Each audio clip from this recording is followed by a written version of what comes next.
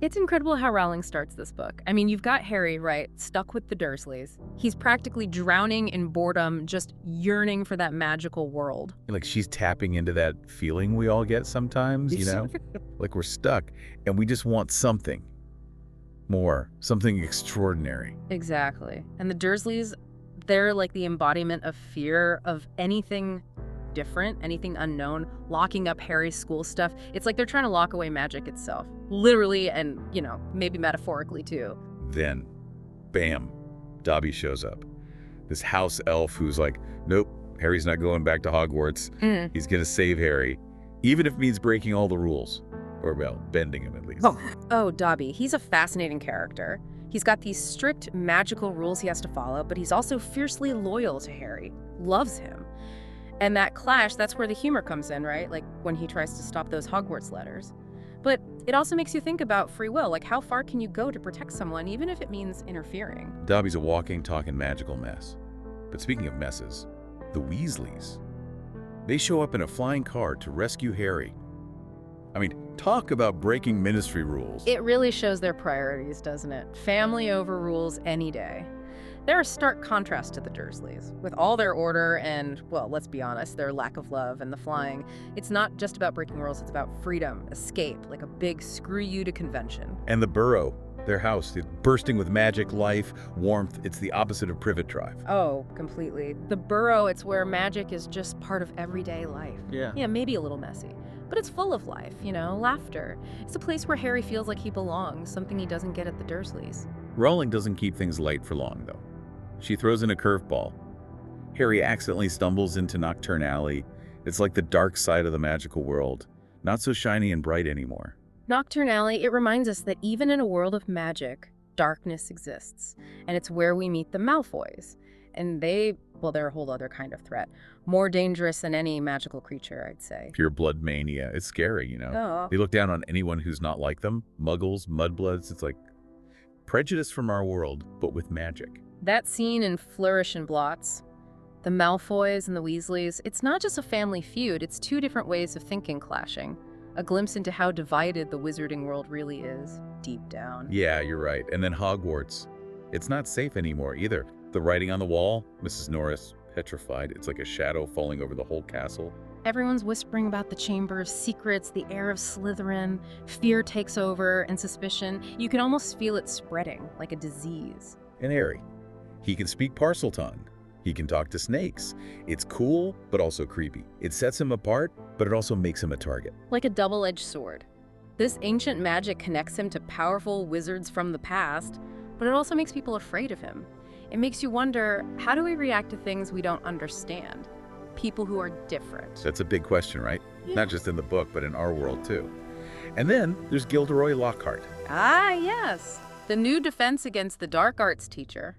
All sparkle and smiles, but is there anything real underneath? He's like the poster boy for fame without substance. Remember the Cornish pixies in his class? Total chaos. But it also shows how easily we're fooled by appearances. Quite the opposite of Dumbledore. He's the real deal. Quiet strength, true wisdom. Lockhart's a joke, but the Chamber, that's serious business. And the more Harry tries to prove he's not the heir of Slytherin, the worse it gets. Fear does that, It distorts the truth. Everyone's looking for a scapegoat, and Harry, with his Parseltongue and his connection to Slytherin, he's an easy target. It's like a witch hunt. Rumors and fear, that's all it takes. And then we have Tom Riddle's diary. Seems harmless enough, right? A diary. But oh boy, it holds some dark secrets. That diary, it's a game changer. It's like a portal to the past, but it also sets off this chain of events that, well, let's just say things get messy. And we learn about Hagrid, how he was expelled from Hogwarts 50 years ago. Suddenly, you're not sure who to trust anymore. Was Hagrid really the one who opened the chamber back then? Makes you question everything, doesn't it? Even the people we think we know. Even the good guys. This is just the beginning, though. The Chamber of Secrets, it's more than just a monster's hiding place. It's the key to understanding Voldemort, his past, his darkness, and how it's all connected to Harry. Now things are getting interesting. But we'll have to wait for part 2 to dive into that. When Harry goes into the Chamber of Secrets, it's like going down, down, down into the darkness. Not just the tunnels, but the whole feeling, Oh, the way Rowling writes it. It's creepy.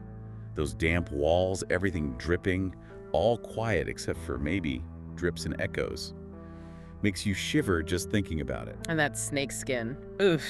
Giant snake. Still out there somewhere. Poor Lockhart. He tries that memory charm on Harry and Ron, and it backfires big time. Ironic, isn't it? The memory guy loses his own memory. You could almost say he deserved it. All that pretending, all those fake memories he built his fame on, poof, gone. But things get serious. Harry finds Ginny in the chamber. Passed out, almost dead. And then the truth comes out. Tom Riddle, the nice guy from the diary, he's Voldemort. What a twist.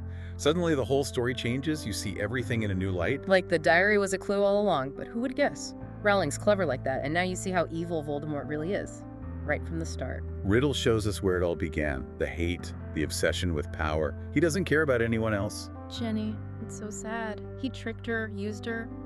It shows how easy it is to be fooled when you're young, especially if you're lonely, feeling like you don't belong. Thanks you think, doesn't it? Where does evil come from? Are we born bad, or do we become bad? That's a question people have been asking forever. Yeah. And Rowling, she doesn't give an easy answer. Tom Riddle was smart, but also messed up. It's hard to say where it all went wrong. Then the big fight, Harry versus the basilisk. It's like something out of a movie. Harry, with that sword, the sword of Gryffindor, Yeah. against a giant snake. Epic. Classic hero stuff. The sword, it's all about courage, being a good guy. And the basilisk, that's pure evil. And Fawkes, Dumbledore's phoenix. He attacks the basilisk, saves Harry. Now that's hope, right? Even when it's dark, there's still good in the world, willing to fight for you. Dumbledore sent that sword with Fawkes. He believed in Harry, even when everyone else was doubting him. That's real trust. It's like a teacher, a mentor, someone who sees your potential, even when you don't see it yourself. But even though Harry wins, Voldemort isn't gone for good. Lucius Malfoy tries to set Harry up, make him look guilty, discredit Dumbledore. Scary how sneaky some people can be. Like, there's this hidden war going on, underneath everything. And Malfoy, he's got money, he's got power. Shows you that evil can look very respectable, very normal. Makes you think twice about people, doesn't it? Ah. But then there's Dobby. He saves Harry, even though it means breaking the rules. And in the end, he gets his freedom. Dobby shows us that everyone can make a difference. Even a house elf. He had to obey, but he still chose to be brave, to do the right thing. It's like real freedom comes from inside, from choosing to be kind, even when it's hard, even when you're afraid. Then everyone celebrates, big feast at Gryffindor, no more exams, Lockhart's gone. It's like a sigh of relief. Like everyone can finally breathe again. But it's not just a happy ending, it's a time to think about what happened, what did we learn? This whole Chamber of Secrets thing, it was scary, but it also taught us something. Yeah, this book, it's exciting, but it also makes you think about good and evil, about friendship, about facing your fears. It's deep. And on that note, let's move on to the last part of our deep dive. We'll talk about the bigger picture, the things that make you think even after you close the book. So we're out of the chamber, and it's like, wow, there's so much more to this story than just the action. It's about fighting the bad stuff inside ourselves and the stuff that divides us, you know? Yeah. Like prejudice. Rowling's good at that, weaving in those deeper ideas, but keeping it exciting. Take Hermione. She's not the strongest witch, but she figures out the chamber mystery. Brains over brawn, right? Exactly.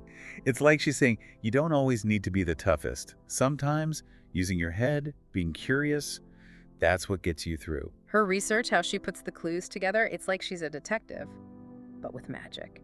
And it works. It shows that we can all be heroes in our own way. You don't need a wand, you need to think critically, want to find the truth. That's powerful. And Harry? He's brave, no doubt. Giant snake Tom Riddle, standing up for Hagrid. He's always putting himself on the line. It's more than just being tough, though. He does what's right, even when it's hard, even when people don't like it. Like when he defends Hagrid. He could have gotten in huge trouble, but he did it anyway. That's integrity. Doing what you believe in, no matter what. It shows he's got a good heart. He sees the good in Hagrid, even when others don't. Doesn't let fear or prejudice get in the way. And we can't ignore the mudblood thing. It's awful. How they treat Muggleborns, it's like a dark side of the wizarding world. Rowling doesn't shy away from it. It's a reflection of our world, right? The prejudice is real, and it's scary how deeply it goes, even at Hogwarts, a school that's supposed to be about magic and learning. It shows that prejudice can pop up anywhere. It's a fight to get rid of those biases so everyone's treated right, with respect, like they matter. And the chamber itself, it was built to get rid of Muggleborns, to hurt them. Yeah. It's a horrible reminder of how prejudice can lead to violence, to really bad things happening. Makes you wonder what things in our world seem harmless but are actually bad. What traditions, what beliefs are based on prejudice? It's scary to think about. Yeah, it makes you question things. It's like a challenge to look closer at our own beliefs, at the way things are. Because if a diary can be so evil, what else is hiding out there? This deep dive's been amazing. We talked about so much more than just what happens in the book. Good and evil, knowledge, bravery, fighting against prejudice. The biggest thing, I think, is that we have choices.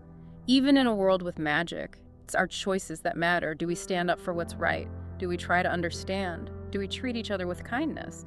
Our choices shape the world, the kind of place it'll be. That's a great way to put it. And as we wrap up, I feel hopeful. Like we can learn from this book, from Harry, Hermione, Dobby. They fought for what they believed in, even when it was tough. Maybe we can do that too. The journey doesn't end here, though, right? There's always more to explore, more to learn. Keep asking questions, keep searching, keep diving deep into the things that make you curious.